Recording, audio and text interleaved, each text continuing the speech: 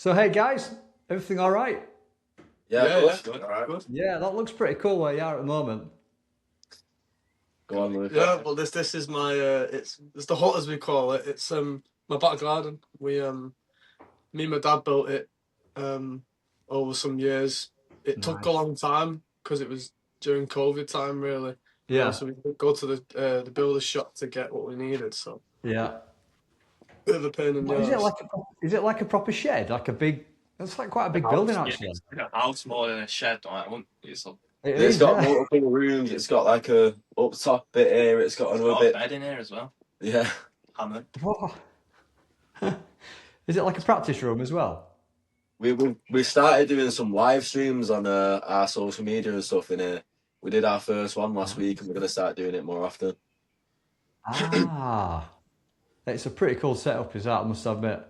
Yes. Yeah. Alex Spencer filmed his music video here last week Oh, did as it? well. Yeah, yeah, which came out. Like 2 days ago. Was I it think. yesterday? It came out yesterday, didn't it? Wednesday. Yeah, his new song "These Will Be the Days." It was filmed at a party we had. Yeah. Parts of it anyway. Wow, it's really cool, is that? I must admit, it's a really good setup, really good. It's a really bit cooler than yesterday, anyway. I guess where you were. Yeah, more of a breeze coming in now. So, lads, what have you been listening to at the moment? New music wise or old music? At the moment, I've been enjoying a couple of bands, but Tooth and the North have been big on my playlist recently. Yeah. New music wise, and Bleach 93 as well. But old music wise, Doors, Stereophonics. Been into a bit of Goo Goo Dolls recently as well. Oh wow, yeah. Yeah, Nice. they've got some good tunes. Mine's pretty similar. It's like new bands like it's got like alt rock like Wonder Horse, Keo, The North, even like Yeah. some like Kayla and all them lot. Mm. And then Mm. old music, probably like the Beatles are always top for me. And then Yeah. probably like Stone Roses and all like stuff like that. Recently, I've not really had like the time to like go on Spotify and that, but I've just been like listening to albums in my car and that, like Yeah. Santana, Pink Floyd,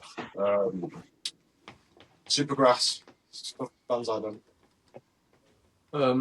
I've been Nice. listening to a lot of Jimi Hendrix, Pink Floyd, but I like listening to old music a lot, like really old music, like Yeah. Marvin Gaye, soul stuff.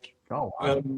I like a lot of new bands, like Bleach, Wonder Horse, Keo. I don't listen to the North as much and Tooth, but I should probably give them a listen, Definitely. to be honest. Oh, you've got really old like taste there, haven't you, as well? Yeah, I do. Yeah. Old, I think we all kind listen to a of bit of old kind everything. of taste. Yeah, that's nuts. Your parents must have been playing that when you were growing up. Some of it. Yeah, Some of it. Yeah. most of it I got from my parents, like The Doors, Pink Floyd. As a kid, I was into a lot of 80s rock as well because my dad's into all that shit. But I've more Yeah. got into the 90s and the 60s more than anything. Yeah. Yeah, there's a I lot. mean, how old are you guys then? Whoa, Fresh 18. Yeah. Yeah, 18. Wow. yeah. Yeah, so you've got like really good old taste in music, which is really good music as well by the sounds of it. That's what you want. You want like a mix of old and new music to me. Oh, 100%, yeah, 100%. I didn't listen to new bands about a year ago. Yeah, Same, but actually. when we first started college, when we all first met, I was only listening to like 90s bands and that, and then one of my tutors, who's dead sound, is in a band called The Greater Good. He said to us like, what 2 songs have you listened to from like the past year? And I was like, shit, I don't know any. And I literally didn't know any. So I got into new music from then on, and I'm so glad that I did. So do you just stumble across like new music then, or do you actively go searching for it? Both. Yeah. I sort of end up listening to it and knowing about it from being around other people. Yeah, it's Yeah. mainly like our friend group and that we all love music. We all go to a music college. Well, we leave in a music college, but we all recommend each other bands and songs and shit. And then A lot of them Yeah. are like support bands. So like say Tooth. Yeah. We with them because they supported Keo. And Yeah. like Yeah. we supported new Keo because I like Wonder Wonder Horse. Horse, yeah. It's just like a step ladder down. Step ladder down. Of just smaller bands. Yeah. Yeah, don't you find that though when you go and see like Wonder Horse or Keo and they've got a support act, and the support act you think, do you know what, these are probably sounding better than the main band. Yeah, well, I mean, I went and saw Keo at the O2 Ritz, and I got there for the end of Tooth set, and I didn't really get to appreciate him that much. And then I listened to him after, and I was like, you know, I wish I got there earlier, because we were gonna try and get there earlier, and then we saw the queue was wrapping around the building. So when you were younger, guys, can you remember like your first memory of music, like your first song that you might have ever heard? A song that pops into your head. The first memory was there was this particular song my dad always used to play, and it was like an electronic sort of tune. My dad's really into that sort of acid house and sort of weird music, and hence why it says Viva Acid House. I was just gonna say, I just see it, yeah. But yeah, this song, he always used to play it, and for some reason, as a little kid, I'd be absolutely like terrified of it. I used to cry and go mad and try to hide. I don't know why, but every time he played it, it was just like that was one of the first memories of music. Do you know what it was? It sounds a bit dull, but you know. Do you know what it was? No. No. It's I think it's some sort of Manchester electronic band, but I'm not entirely sure. Yeah. I'll have to find out. Right. When I was younger, it was kind of a blur of like different bands like Foo Fighters and Guns N' Roses and Led Zeppelin, Oasis, whatever, all the generic ones. Yeah. I was in the car once driving to Wales with my parents, and my dad had a Queens of Stone Age songs for the Dead in the CD player. Yes. I remember a song for the Dead just playing, and I was like, wow, those drums, wow. And how old was you then, sorry? Probably around 4, 5, I'd say. Oh, yeah, wow. I mean, that'll stick with you forever, won't it? Do you know what I mean? The Queens of the Stone Age, what a band. Yeah, they're so good. Is that what got you into drumming? One of them. So. Have you seen them live? Have you seen them play live? I'd actually say they were the best live band I've ever seen, actually. They were really, really Absolutely, good. Yeah. I absolutely agree with you. Other than us, yeah. I think I didn't get into music till like year 9, but I got into Oasis, but one like specific song was, well, not Oasis, but Mersey Paradise, when the chorus to that hit, and I was like, yo, this is like so sick. And then I was like, yeah, I want to do this. And I was like, yeah, bro, I don't know, I'm just rambling on now, but it was actually sick. I heard that for the first time. Yeah. I've just thought of one then.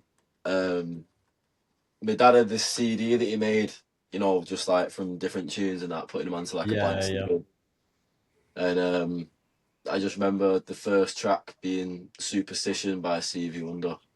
And just when them drums come in and that. The intro, yeah. When I was a kid, I used to absolutely love that. And it had like The Heat Is On by Glenn Frey from Beverly Hills Cop. Like, I think Never from Footloose soundtrack and that. There's loads of like random tunes. I absolutely love them songs. They've all stuck with me and I still listen to them now. Yeah. Well, like, I mean, Kenny Loggins did Footloose, didn't they? Oh, yeah. Heaven Helps the Man, that's an absolute tune. Yeah. But yeah, it's right, classic ones. Because you got such old taste in music. Can't believe it. For such a young set of lads, it's just unbelievable. I think that's the kind of thing nowadays, though. People are all reminiscing about the past.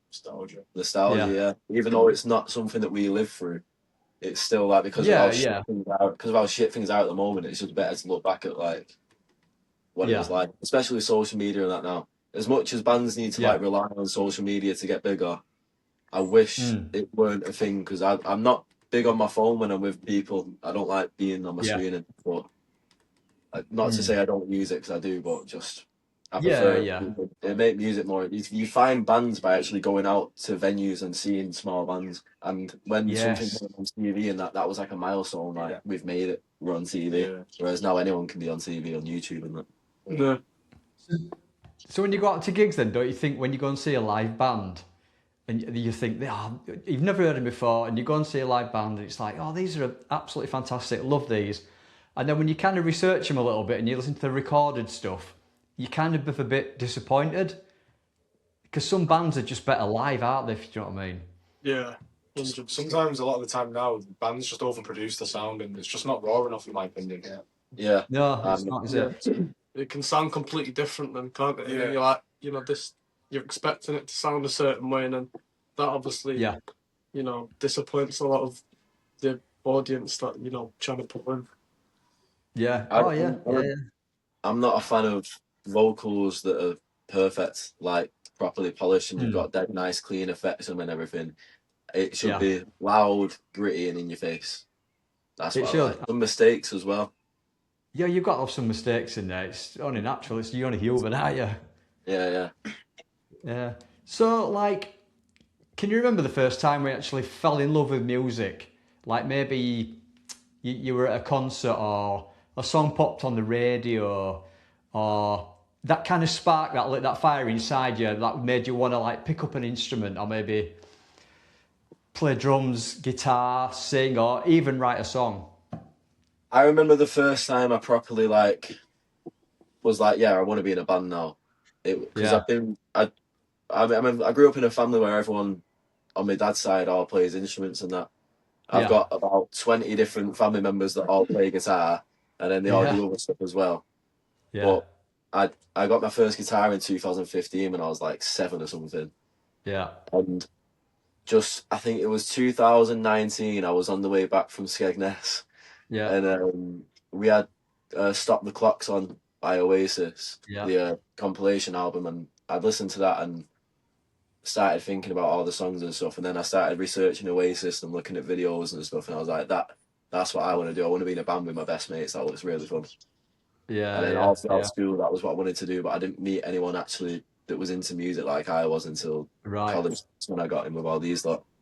Yeah. It's just a feeling you get inside you, isn't it? When you once you get it, that's it. I get goosebumps listening to certain songs that make me like emotional and that. Like there's a live performance of Iris by the Goo Goo Dolls in the rain. Yeah. Every time I listen to it, I get like goosebumps, and it makes me feel like emotional, and I don't know why. Like nearly crying, and I'm like, I don't even know why it's happening. Because I don't know, music affects me in different ways. It does. It happens all the time. It happens to me all the time. You listen to a certain song and somebody's voice or just an instrumental. Yeah. It just overwhelms you sometimes. It's pretty special. I got like loads of phases, me. I've until like year 9, I was into like fighting, like martial arts, and then I was into like films and like directing stuff for ages, and then like year 9, I just got into Oasis like a lot, and like the Beatles, and then like that. I think like Noel Gallagher and Paul McCartney like inspired me to start writing like songs. Yeah, and then I saw like John Squire's like live performances, and then that was like set it for me. Then I was like, he looks so cool. That's what I want to do. Since I was young, I've just been like completely surrounded by music my entire life. Like my dad used to play me songs to sleep when I was a kid, and like my mum used to go to choir. We had guitar lessons in primary school, whatnot. And I'd say it started more when I started drum lessons in 2014, and I had a teacher. We just learned a bunch of like classic rock songs that just got me into like all the different bands and just playing. Then I discovered Nirvana. I bought Nevermind CD in like 2015. I just loved Dave Grohl, and then I just got into Foo Fighters, and then just expanded from there. Yeah. Have you seen Foo Fighters play live? Yeah, twice. They were really, really good as well. Yeah. They put on the right show, don't they? It lasts like 3 hours or something silly. Yeah, it's always really long. You saw him at that Dead Close and Personal one they did in Manchester. Oh, yeah. I saw him once at did you? The Old Trafford cricket grounds. Yeah. Weren't you there? I was there. I got crowd surfed at that gig. Yeah. Yeah. And then the second time I saw him at the Ritz, and that was like, he was literally like right there in front of me, and it's just like, wow. Yeah, I bet that was pretty special, that. Yeah, definitely. How many people were there then? There can't be that many, can there? 2,000? Yeah, I think Ritz's capacity is like 1,500. Something like that. It was really small. Wow. Really small. I bet that place were absolutely rocking, wasn't it? I can imagine. Yeah, well, I sort of fell in with music when I first started playing drums, because I used to, when I was younger, I could never stick at one thing. I really struggled with concentrating, and you're not getting bored of one thing. But I started picking up drums. Yeah. Towards the end of year 6, and more into the start of year 7, and I was having a hard time at school, so drums was like an escape, and because of the bad, it forced me to play more drums, and it forced me to get really into it, which then got me into music more. And the first sort of songs I was performing was like "Smells Like Teen Spirit" by Nirvana, and all of it really, that was when I really fell in love with music, because of the bad, it sort of really got me into it. Yeah, it's quite a focused instrument, those drums, I think, isn't it? Yeah. Yeah, you've really got to stick at it, haven't you? Did you take lessons then, did you say? No, I'm completely self-taught. Oh, yeah. Yeah. That's amazing. Yeah, that's fantastic that you're self-taught. Hey? Do you find it difficult, like when you go into a studio then maybe, because obviously you're self-taught? Yeah. The same sort of thing as well. Yeah, it's definitely a very different environment in terms of like, playing to a click. So I've had to, come back here and practice at home with a click, and to get more tuned into it, which has took a bit of a challenge, but I'm able to learn fast from it, which is good, thank God. Yeah. I think that's what Dave Grohl said, didn't he, in an interview about playing to the click when Nirvana went into the studio, because he'd never played to a click, and to ask a drummer to play to a click track's a bit, like, not insulting, but it's kind of putting him down a little bit, isn't it? It's humbling, because you think you're the best drummer in the world. And, you can be, I guess, but in a different world of not being self-taught, you're back down to little, you know what I mean? That's what I felt like anyway when I first went into the video. Yeah, definitely. So who's the main songwriter with you guys then? I think I do most of the songs in that. mainly do all the lyrics. Like, if we've got like a new tune that we've done together, most likely I'll get the lyrics down. But I do most of the songs that we've like played together just in my bedroom and that. Yeah, so you've got like a tune in your head. Yeah, I mean, throughout all my life, really, like music's been the thing that I do to like get anything out, like anger or like sadness, happiness, whatever. I need to pick the guitar. So like through secondary school, I'd like a bit of a hard time for a couple of years and that, and then the only thing that really kept me going was playing guitar, and that's what I think when I started writing songs, I started using things from like my life that I could be shit, and just turning it to songs, and then that's been the thing that I've done since then. Just anything that happy, sad, angry, just throw it into the song. So when you like come up with a song, do you just take it to Rest at Lads and they kind of all like put their own little bits in? Or... Sometimes the process is like that, and I'll have a full tune in like an hour. Yeah. And then sometimes like we've got a song sometimes we've got a song we've been working on. Sometimes the song is just done like in an instant, in like an hour, if that. And then other times we can have songs that we come up with the idea for it and be jamming it for weeks, and it takes ages to get lyrics or just anything else. Yeah, sometimes it can come really quick, can't it? And obviously, like you said, it can take forever to get right. I've got to be in the right state of mind to get writing anyway. I can't just sit there and come up with a song. Yeah, of course you have, yeah. I like that about when Mitch writes, because when he comes back with a song or a certain lyric, I know it's real, because a lot of artists just write to write, they just write and they force it. It never ever comes out as good as it being written because you feel a certain way. You know what I mean? So like when it's written because you feel like that, it's always going to come out stronger. With a voice. I mean, I can hear the tiniest little bit of Alice in Chains, and obviously in your music. Yeah. But I can't. That's kind of where my comparison ends, because I watch bands, and you listen to a band, you're thinking, yeah, you can tell they sound like so and so, they sound like another band. But I listen to you guys, and I'm like, yeah, I can hear a bit of Alice in Chains. That's it. I can't hear anything else really. You kind of just like.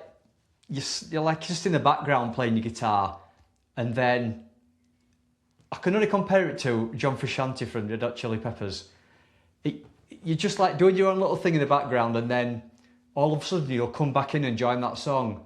But it's not a massive guitar solo. It's just it just elevates the song for some reason.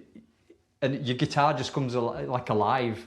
Yeah, I mean, you just need space in songs. It just has more of an impact when it comes in, and just whatever Yeah. fits the song. To be honest.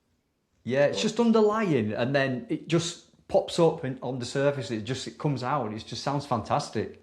Absolutely love it. That there's no screaming solos there, is there really? It's when just we're coming up with songs, really, like the main thing we always say about is the lead stuff. Keep it simple, because Elliot is an absolutely amazing drummer, and he's on lead guitar, and he's amazing. He's better than all of us on guitar as well. But he's too good, and sometimes you have to just say a little bit less, just a little bit less there. But we've been in a band now since September. I've definitely you've adapted to the style that we do, because it's not his usual style, and it's just he's on his own now. It's perfect.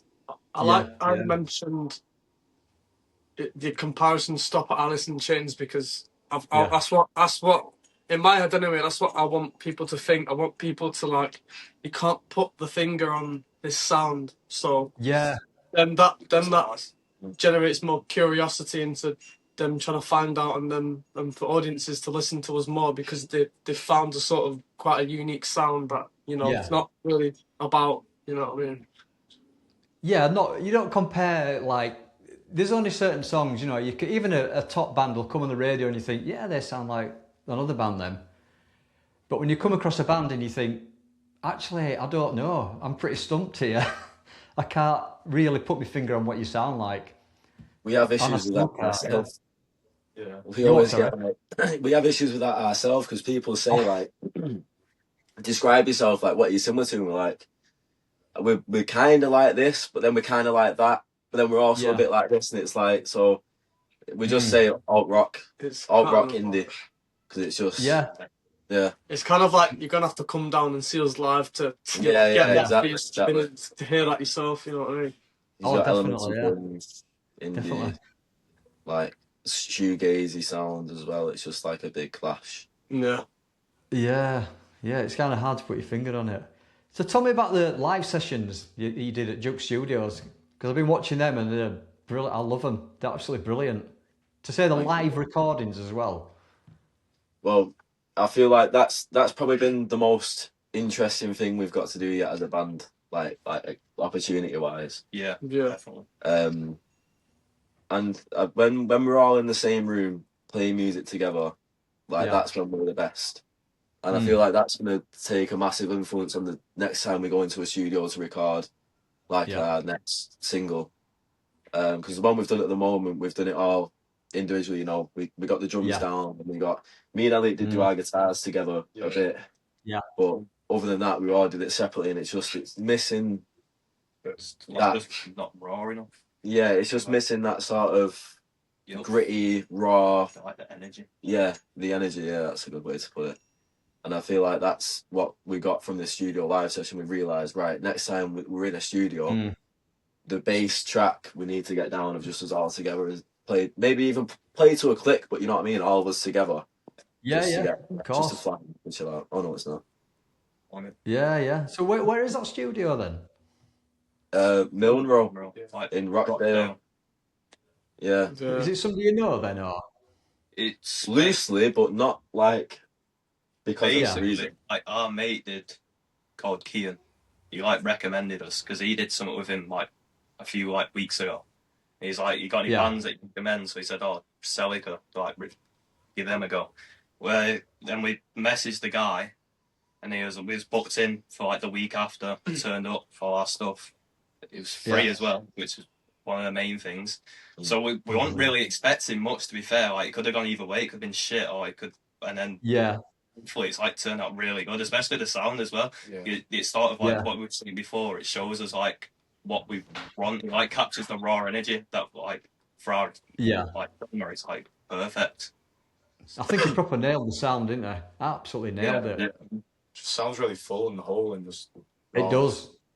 It does. It's absolutely brilliant. Are you going to release any of them on a CD or an EP? Or? We're trying to sort that out at the moment, because the recording was free, but obviously you spent time mixing and stuff, so will be some sort of payment involved there. So we're just going to work that out, and then we'll get it. We're probably going to get it released soon, but we're going to focus on the single that we've got coming out soon, We've still not got a release date for that planned yet, but that's the main focus at the moment. And then after that, we'll just have these songs that we can release for more attention. Like we can promote them, get some more promotion. Yeah, that's the right word. Yeah, that's what you need, isn't it? I mean, you're gigging quite a lot, though, aren't you? We're trying to, without overdoing it too much. We've got the headline gig, our first headline gig, coming up at the end of July, the 31st. You put a lot of energy into your live shows. I ain't seen you yet, but I'm going to come down and see you because I want to see you play live. Yeah, whenever I play, my aim is to I want to hit so hard. My aim is to break the drum so I can get as much energy as I can into every single hit and every single note, so I can just make the crowd go up, and make it as interesting as possible. So, I think you mentioned before about a lot of bands, when they were like just stood about and don't put a lot of energy or a lot of they just stand about playing their instruments, don't they? Yeah, and they don't put anything into it, I used to think that was the coolest way to be after growing up idolizing like Oasis and things like that. I thought that was cool, just standing still, making people all jump about and not getting involved. But the thing that changed it all for me was I went and saw Wonder Horse. I'd already been into Red Hot Chili Peppers all my life, and I loved their stage presence, but I was like, that's their thing. Yeah. And then I went and saw Wonder Horse at Neighbourhood Weekender, and just like I said before about the fact to get like goosebumps and stuff when I'm listening to music, and that was just like a mad moment for me because I'd been into them, but I weren't massively like amazed by them. But then once I saw the way they were on stage, it just like was like, wow, that's the sort of energy that goes into a live show. That's putting yourself into the music. Yeah. I mean, Wonder Horse, don't you think they're a bit of a mixed bag of music as well? Yeah, definitely. That's where some of our inspiration comes from, because we're inspired by the bands that inspire them, but then they also inspire us. So you've got that blend of the songs, the bands we've already all grew up loving. A generational amount of bands all inspiring each other. Yeah. And I think it's great that the scene at the moment, everyone's sort of reviving that grunge. Yeah, they are, and that's a great thing for me. That's a brilliant thing for me. I loved the 90s. I love 90s grunge. Fantastic. Some amazing bands. Like, the first time I heard Wonder Horse, I'm thinking, is it a little bit Nirvana? Maybe, I don't know. Is it, there's definitely massive grunge elements involved, but then there's also softer sides as well. And Jacob Slater's solo album, that's amazing songwriting. So, same again though, with that band. There's certain things you can they sound like, so they do sound a little bit like them, but but then you get back to you guys again, you just can't put your finger on it, which is, for me, it's amazing. Because you're not listening to the same old bands, are you? Yeah. It's amazing to have a unique sound. It's absolutely fantastic, I think. But yeah, so what have you got then? You've got Venturefest as well. Yeah, we've got is that the 30th of August? The 30th of August. Yeah. August. Yeah. We're playing on the Heard It Here first stage, which is like a little introducing stage, and I think at the moment we're doing all right for sales, so hopefully we'll be towards the back end of that. Lineup, and beyond when there's more people. Is it a big deal, that Venturefest? Yeah, the most we've played to by far. So definitely, I'm looking forward to that. Potential 4,000 people there capacity, which we probably won't have a capacity for our sets in it's early in the day, but there'll still be quite a lot of people there, and that'll be the most amount of people that we play to in one go. So just hopefully you never know though, do you?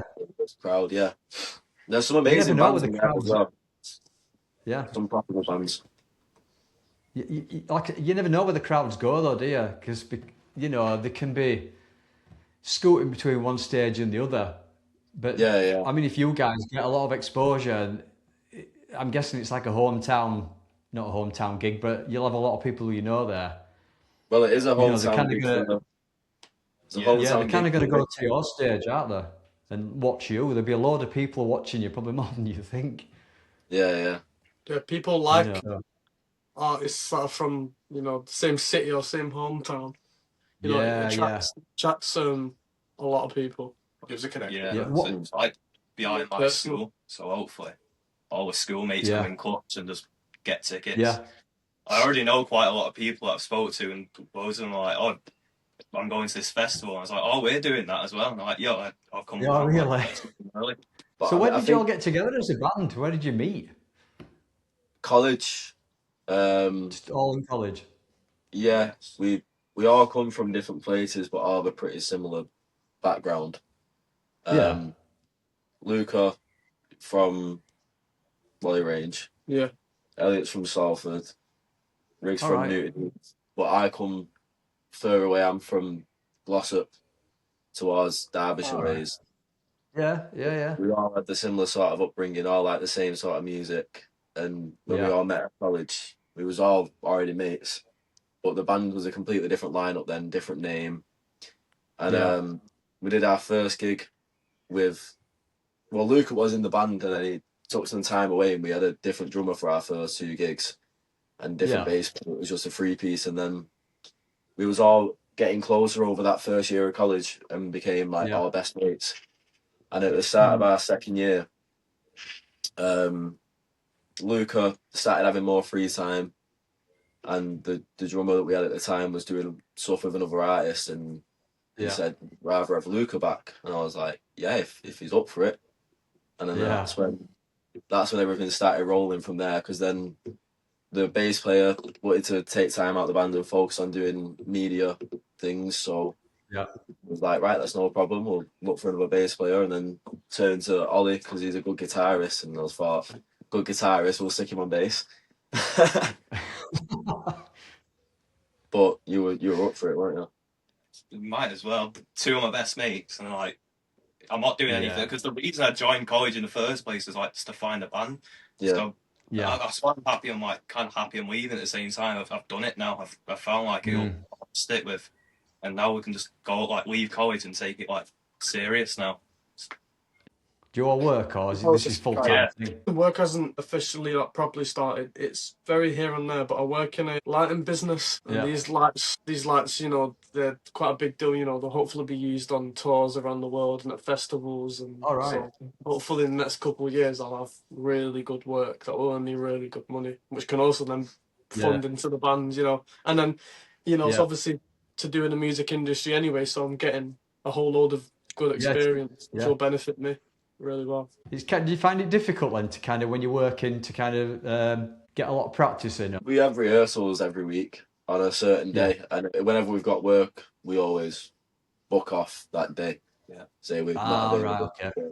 Seeing as we're all doing part-time, I've not got a job at the moment, I'm trying to find one, but seeing as we're all doing part-time work, we just put our availability as like no Wednesdays. But you're all pretty fully committed, aren't you then? If you're booking days off work and things just to have a practice, that's pretty impressive.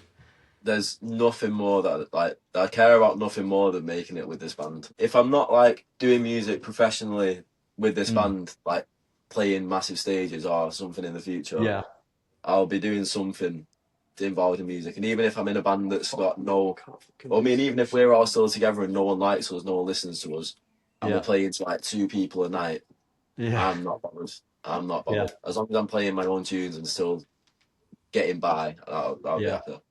Yeah, you just got to keep plugging away, haven't you? Yeah. Like you say, even if there's 2 people or 200 people, you've just got to keep plugging away at it. You can't be disheartened. And if you're that passionate about music, I think you're not going to let anything get in your way. No, 2 people or 200, the energy's still the same from all of us, because that's all of our outlet. Just when we're on stage, it's like you're in a different zone. Like you don't really think about flow state. Yeah, like a flow state. You just think to go one after another. You don't really think about, do I look weird when I'm doing this? As I'm like, is my hair all right? Sort of thing. You just sort of going for it, and afterwards you go, oh, I look a bit stupid doing that, but hey, it's fun. No, I've spoken to other bands before, and they've said that to me before. You know, when they're on stage singing, they're like in a little world of their own. But when the music stops and they've got to kind of say things in between songs to the audience, they're lost for words and they can't think what to say, and they're really nervous, and I feel like the feeling sort of goes when you come off stage. Like when I'm talking between songs as well, like I'm still in that sort of different world that I'm not even thinking about what I'm saying. I don't know what I'm saying. I'm just saying about the next song. Like I don't have a clue what I'm actually specifically talking about. And then afterwards, like that's when the high sort of comes down, and you brought it down to like the rest of like everyone else in the room, and you're like, I wish I was doing that again. When's the next one? Yeah. Do you find that hard? That transition then? Yeah, as soon as I'm done, I'm like, I want to go again. Yeah. Like, when's the next gig? Yeah. Like coming off me, like I mean, the day after is like where you just like, when's the next gig? I want to just progress even more. Yeah. I think coming after the gig it's like a massive buzz, especially if you'd had a good set and people coming up to you, oh, you did so well, and then you get to share it with all these three as well. Wait, I just want to quickly rephrase what I said. When I say the high comes down after getting off stage, there's a massive buzz when you come off stage. Yeah. I love that. I mean, like, it's the sort of the flow state thing you brought back. It's a different feeling, it's a different buzz. Yeah. When you're on stage, you don't think about it as much. When you're off stage, that's when you get to actually think, like, this is sick, this. Yeah. Yeah. So what else have you got coming up for the rest of the year then, apart from the 2 gigs that you've got? Obviously, Eagle in at Manchester on the 31st, and you've got the Venturefest at the end of August. We've got another gig as well next week. Oh, cool. A free gig in Affleck's Palace. I want to strip that one. But yeah, a little sort of acoustic. It's a new experience, I guess. Yeah. I think I said to you this before about because obviously I'm away now for 3 weeks, and there's all the bands that I want to see, the local bands that I want to see, and the good bands, they're all playing when I'm away, so it's just ridiculous. I'm going away when Tooth are playing in Manchester, so I'm going to miss out on that, sadly. Yeah, it just falls at the wrong time, doesn't it? It's just unbelievable. It's just the worst, honestly. Yeah. You've discovered these bands, you've seen them, and you want to hear them. But obviously, I'm going to come see you at the end of July, because I'm back by then, so I'm definitely going to come see you then. So where can I get tickets for that then? Is it all on your website? Or? Best place to get our tickets for us is by our Instagram, in our bio and our story, wherever it's at. And in our Instagram bio, we've got our link tree, which is a link to all of our it's YouTube, TikTok, Instagram, and all gigs. Well. Yeah, they're all on there, so that's probably the best place to go for all your things. The session that I did at Duke Studios, that's on there as well, isn't it? I think. Yeah. That's on there too. Yeah. I'm gonna check that out again for like 5th or 6th time watching it. Yeah, we've all had it on repeat as well ourselves. Yeah. Well, thanks guys for coming on and chatting again. Oh, thank you very much for getting it on. Yeah, I hope that wasp's gone. So. Wait, just before we go, do you want to plug the Back Garden gig? Oh yeah, I've been working with Alex Spencer at the moment, and we've come up with the idea of using this hut, and I'm in the process of trying to think out and design a stage to be built, just like an extension of what. And we're going to do a backyard gig, a free promotion backyard gig in the middle of summer. Make it more of a secret one for people to find out. And it'll be really, really good. You know, I've got to get temporary notice off the council. It's a PA system. So that'll be, that's the biggest challenge. Once I've got that done, I'm off. You know, I'll get light, smoke machines. We just got to pray that everything falls into place so we can make it happen. But if it's not this year, it'll happen at some point anyway. So we'll be on maybe we might even get confetti cannons. I mean, you must have read my mind. I'm doing one at 4th of July in my garden. It's just a small acoustic. It's like 45 people coming, and it's like just a small acoustic set. Do you know what I mean? Really? And I think because a lot of trouble is selling tickets at these places, these venues you play, even the smaller ones. Yeah. And a lot of American bands are not massive bands, but they're doing these backyard concerts. That's what we've seen, and just the amount of people that turn up, it's insane. Exactly. It's such a good idea, I think.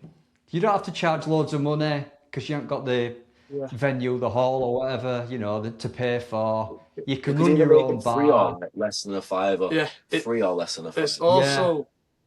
It's also, it's the peak, it's going to be in the peak of summer. And there's not many places like this as well, because it's all been built up over the years. It's got like a tropical vibe to it, and that'll be perfect for a summer gig. Absolutely. You know, with the vibes and the people being so happy, it'll be something like people would just I really agree want with to you go to totally. and reminisce about. Yeah. Definitely to get a cinematographer or someone. Yeah, 100%. I think it's the way to go, these little backyard things. I mean, I'm only charging £7 a ticket, so I can pay the couple of artists £100 each. Do you know what I mean? Yeah, yeah. But I'm running a bar, I'm running a small bar, so that's where I'm going to make my money. So you might be an idea to do something like that. I don't know. Yeah, we'll think about that, but then we've got to try and get an alcohol license sort of thing and everything like that. Yeah. Whether he needs that set up, which is the main focus really was me trying to get it cheap and live music, Exactly. and hopefully that attracts some people, because maybe just secretly just bring your own shit, but don't let us see it. Yeah. Oh yeah. But you've got. I mean, at the end of the day, you've got to make a bit of money as well. So yeah, you know, it just costs a little bit, you know, to put these things on. So you've got to make a bit of money somewhere. You know, as long as the artists are getting a bit of money. Yeah. Well, thanks again, guys. It's been fantastic. Yeah. All right, guys. Thank you very much. All right. Thank you. Cheers. Much.